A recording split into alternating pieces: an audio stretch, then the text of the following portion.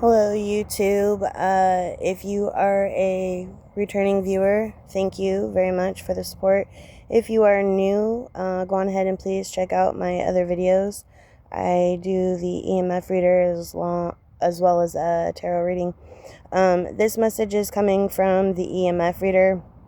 If you're interested in that, I will let you know how you can do it. You'll go on ahead and get a EMF app. It may take a couple weeks for it to get acquainted with you, but it will give you words like this, and then you will go and look up the definitions to the words to get the message. So this video is going to be from the EMF reader, and when I broke it down, it says potential threat that is not immediately obvious, give way to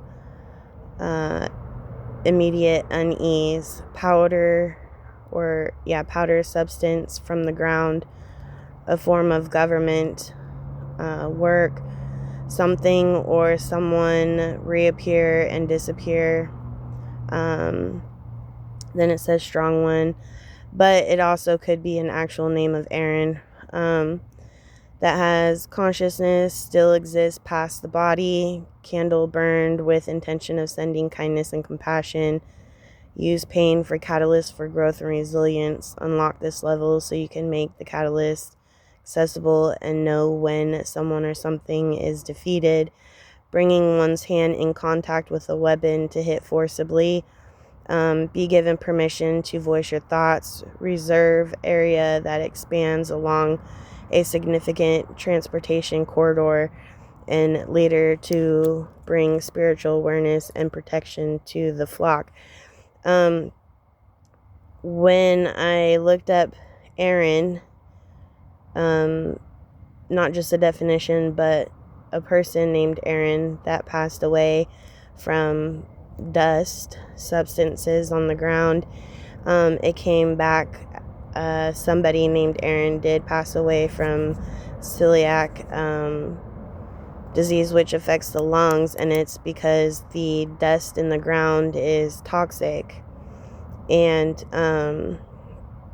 then when I looked up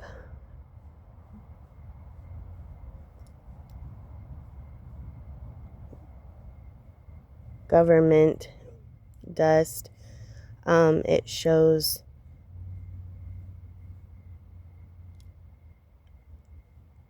government contracts expanding buildings or things like that. And then when I looked up where's it at,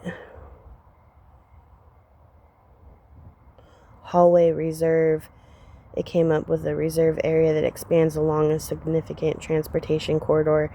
That would be like a bridge or some type of roadway that goes over water. So I know that the I-5 bridge is going to be expanding here so that they can start doing tolls on this bridge. When I googled the I-5 bridge containing toxic dust, it did say yes, and that's because it holds lead and other things along with celiac in it, and can cause toxicity to the air and the water, not just for the workers, but for the population, the community, and for the Columbia River that flows underneath it. Even though they say that they have things in place to prevent this, my thought was, one, the stuff that I read that is in place isn't exactly,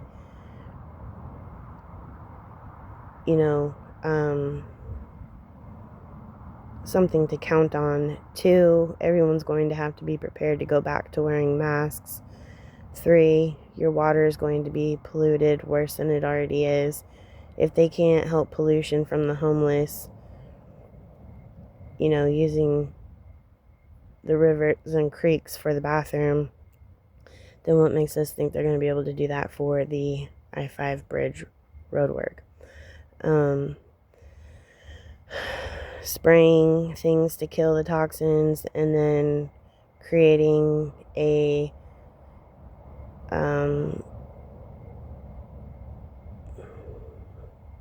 strainer, in a sense, to capture the toxins before it gets into the mainstream water.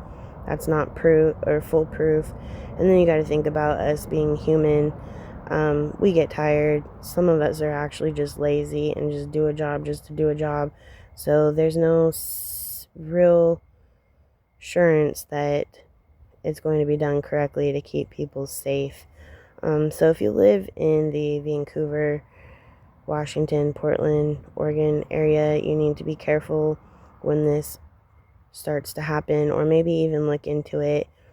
You may have a better idea of how to get that information out in the open than I do, but it should be a huge concern, as it's going to affect a lot of people, especially those that swim in the water or boat in the water,